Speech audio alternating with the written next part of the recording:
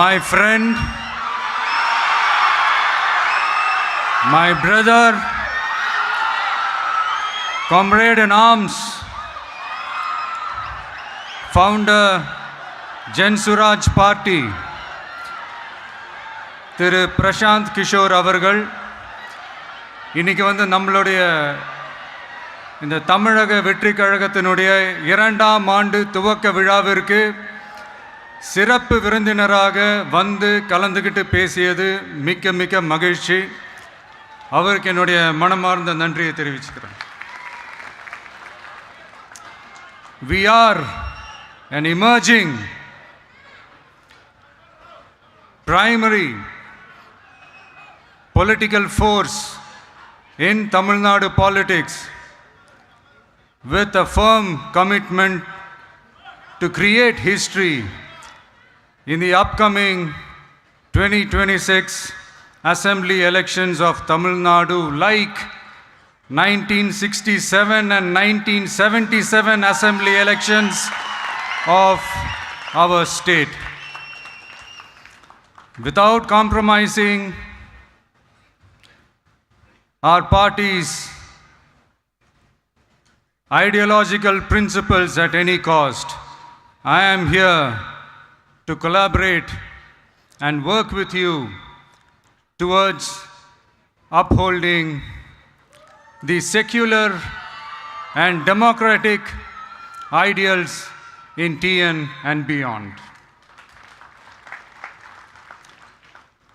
என் நெஞ்சில் குடியிருக்கும்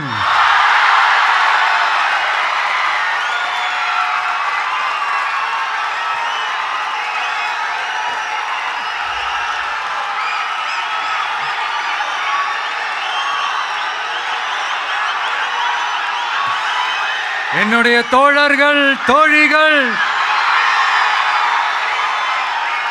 எல்லாருக்கும் என்னுடைய வணக்கம். வணக்கம் வணக்கம்.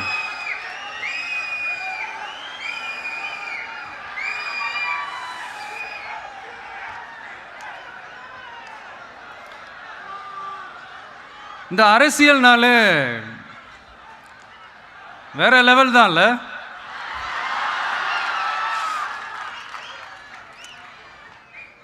ஏன்னா இந்த அரசியலில் மட்டும்தான் வித்தியாசமான ஒன்று நம்ம பார்க்கலாம். யார் யாரை எப்போ எதிர்ப்பாங்கன்னே நமக்கு தெரியாது. யார் யாரை எப்போ ஆதரிப்பாங்கன்னே நமக்கு தெரியாது. அதை கணிக்கவே முடியாது. அதனால தான் இந்த அரசியலில் மட்டும் முன்னாடிலாம் சொல்லி நம்ம கேள்விப்பட்டிருப்போம், நிரந்தர நண்பனும் நிரந்தர எதிரியும் இல்லைன்னு சொல்லுவாங்க. அரசியலுக்கு யார் வேணாலும் வரலாம், அது ஒரு ஜனநாயக உரிமைன்னு சொல்லுவாங்க. ஆனால் மக்களுக்கு ரொம்ப ரொம்ப பிடிச்சி போன ஒருத்தன் அரசியலுக்கு வரான்னா அதை கண்டிப்பாக நல்லவங்க எல்லாம் வரவேற்பாங்க. ஆனால் ஒரு சில இந்த அதிகார இல்லை அது வேணாம், ஒரு சில பேருக்கு மட்டும் கொஞ்சம் எரிச்சல் வரத்தானே செய்யும். அது இருக்கும் தானே. என்னடா இவன் திடீர்னு ஒருத்தன் என்ட்ரி கொடுத்துட்டானே, இது வரைக்கும் நாம சொன்ன பொய்யெல்லாம் நம்பிக்கிட்டு மக்கள் நமக்கு ஓட்டு போட்டுக்கிட்டு இருந்தாங்களே, ஆனால் இப்போ இவன் சொல்கிறதெல்லாம் பார்த்தா மக்கள் மனசுக்கு ரொம்ப நெருக்கமாக வேற இருக்குது. அதுவே நமக்கு ஒரு பெரிய நெருக்கடியாகவும் இருக்குது. இவனை என்ன பண்ணலாம், என்ன செய்யலாம், எப்படி இவனை இது பண்ணலாம், க்ளோஸ் பண்ணலாம்.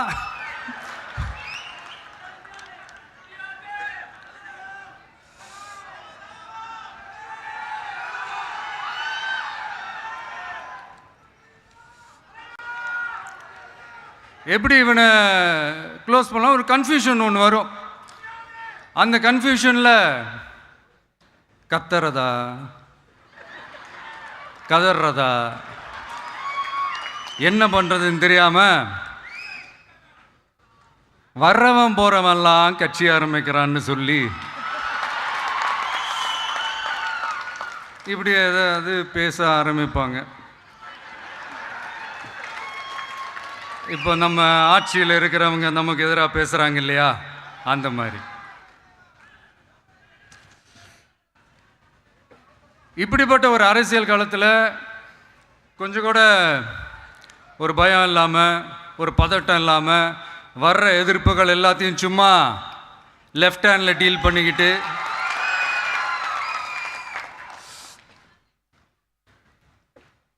இதோ நம்மளுடைய தமிழக வெற்றி கழகம் முதலாவது ஆண்டை கடந்து இப்போ 2வது ஆண்டில் அடி எடுத்து வைக்கிறோம். இந்த ஒரு காலகட்டம் தான் மிக முக்கியமான ஒரு காலகட்டம். ஏன்னா ஒரு அரசியல் கட்சிக்கு ஒரு பெரிய பலமே அந்த கட்சியினுடைய கட்டமைப்பு தான். அதுதான் அந்த கட்சியினுடைய ஒரு வேறு மாதிரி, ஒரு அடிப்படை பலமே அதுதான். ஒரு ஆலமரம் மாதிரி ஒரு கட்சி ஒன்று வளரணும்னா அதுக்கான அந்த வேர்களும் விழுதுகளும் ஸ்ட்ராங்காக இருக்கணும் இல்லையா?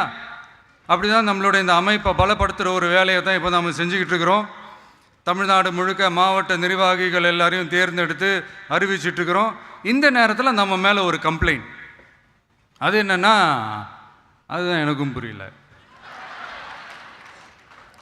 நம்மளுடைய மாவட்ட நிர்வாகிகள் எல்லாருமே வெறும் இளைஞர்களாகவே இருக்கிறாங்களாம்.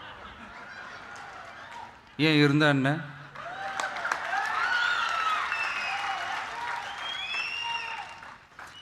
அறிஞர் அண்ணா அவர்கள் கட்சி ஆரம்பிச்சப்போ அவர் பின்னாடி நின்னதும், புரட்சி தலைவர் எம்ஜிஆர் அவர்கள் கட்சி ஆரம்பிச்சப்போ அவர் பின்னாடி நின்னதும் வெறும் இளைஞர்கள் தான்.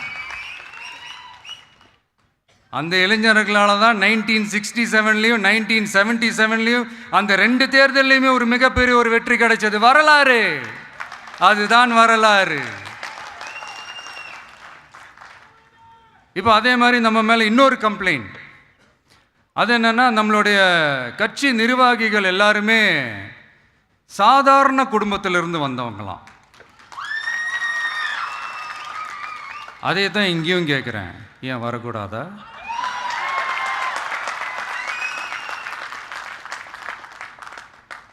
சாதாரண குடும்பத்திலேருந்து வந்தவங்க தான் பெருசாக சாதிச்சிருக்கிறாங்க. இன்னும் சொல்ல போனால் நம்மளுடைய கட்சி எளிய மக்களுக்கான கட்சி தானே.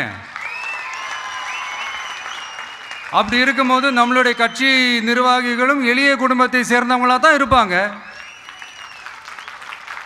நம்மளுடைய கட்சி ஒன்றும் பண்ணையாறுகளுக்கான கட்சி கிடையாதுல்ல.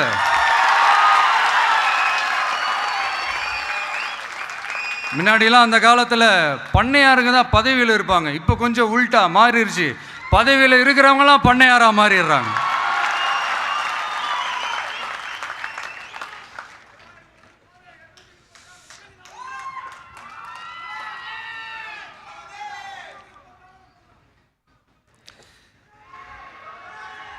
மக்களுடைய நலனை பற்றியோ, நாட்டோட நலனை பற்றியோ, வளர்ச்சிகளை பற்றியோ எதை பற்றியும் கவலைப்படாமல் பணம் பணம் பணம், எந்தெந்த வழிகளில் எந்தெந்த ரூட்லலாம், இப்படிப்பட்ட இந்த மைண்ட் செட் உள்ள இந்த பண்ணையார்களை அரசியலை விட்டே அகற்றுவது தான் நம்மளுடைய முதல் வேலை.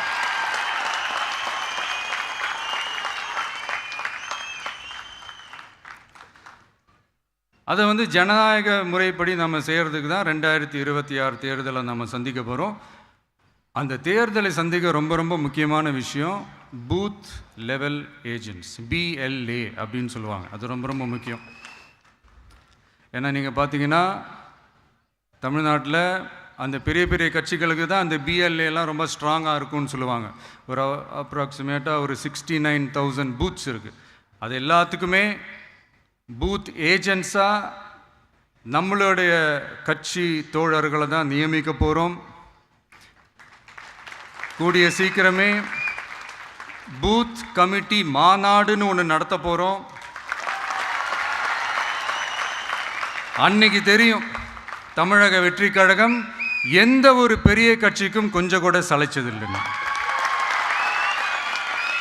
அன்னைக்கு தெரியும் தமிழக வெற்றி கழகம் தமிழ்நாட்டில் முதல் சக்தியா, முதன்மை சக்தியா, பவர்ஃபுல்லாக இருக்குதுன்னு அன்னைக்கு ப்ரூவ் ஆகும். இப்போ புதுசாக ஒரு பிரச்சனை ஒன்று கிளப்பி விட்டுட்டு இருக்கிறாங்க, மும்மொழி கொள்கை.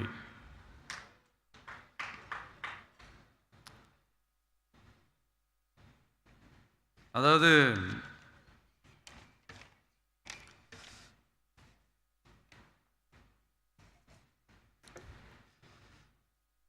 இதை இங்கே செயல்படுத்தலைன்னா இந்த கல்விக்கான நிதியை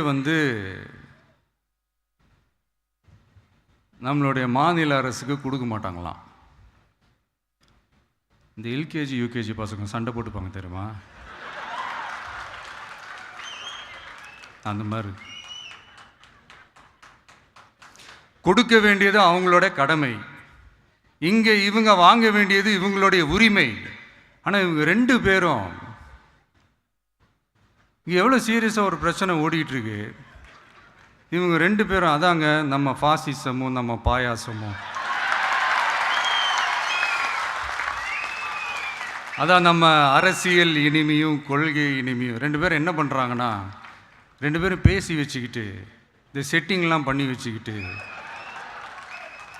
மாற்றி மாற்றி சோஷியல் மீடியாவில் ஹேஷ்டேக் போட்டு விளையாட்டுருக்குறாங்க.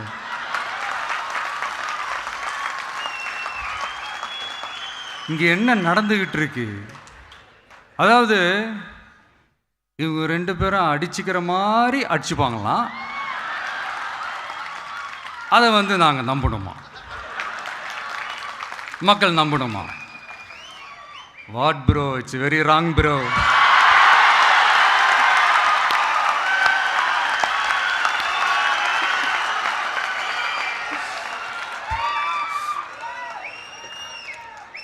இதுக்கு நடுவில் நம்ம பசங்க உள்ள பூந்து அங்கே ஒரு சம்பவம் ஒன்று பண்ணிட்டு டக்குன்னு வெளியே வந்துடுறது. டிவி கே ஃபார் டிஎன் அப்படின்னு சொல்லி. யார் சார் நீங்களா, எங்கே சார் இருக்கிறீங்க? ஸ்லீப்பர் செல்ஸ் மாதிரி.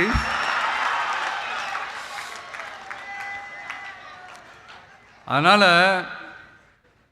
இதெல்லாம் மக்களுக்கு நாம் சொல்லி புரிய வைக்க வேண்டிய அவசியமே கிடையாது. அவங்களுக்கே தெரியும் இதெல்லாம் எவ்வளோ பெரிய ஒரு ஏமாத்து வேலைன்னு.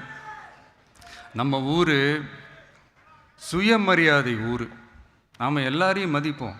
ஆனால் சுயமரியாதையை மட்டும் யாருக்காகவும் எதுக்காகவும் விட்டு கொடுக்க மாட்டோம். நாம் எல்லா மொழிகளையும் மதிப்போம், அதில் மாற்றுக்கிறதே கிடையாது. தனிப்பட்ட முறையில் யார் வேணாலும் எந்த ஸ்கூலில் வேணாலும் படிக்கலாங்க. உனக்கு எந்த மொழி வேணுமோ, எப்போ கற்றுக்கணுமோ, உனக்கு எப்போ தோணுதோ கற்றுக்கலாம். அதெல்லாம் அவங்கவுங்களுடைய தனிப்பட்ட ஒரு உரிமை. ஆனால் கூட்டாட்சி தத்துவத்தை மீறி மாநில தன்னாட்சி உரிமைக்கு எதிராக ஒரு மாநில அரசின் மொழி கொள்கையை, கல்விக் கொள்கையை கேள்விக்குறியாக்கி வேறு ஒரு மொழியை வலுக்கட்டாயமாக திணிச்சா, அதுவும் அரசியல் ரீதியாக திணிச்சா எப்படி ப்ரோ?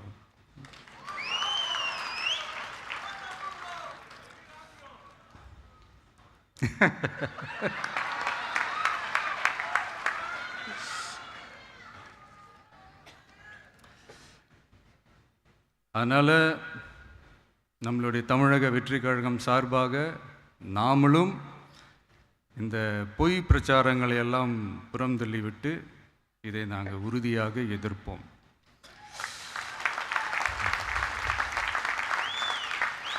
கான்ஃபிடென்ட்டாக இருங்க, நல்லதே நடக்கும், வெற்றி நிச்சயம். மீண்டும் சந்திக்கும் வரை நன்றி, வணக்கம்.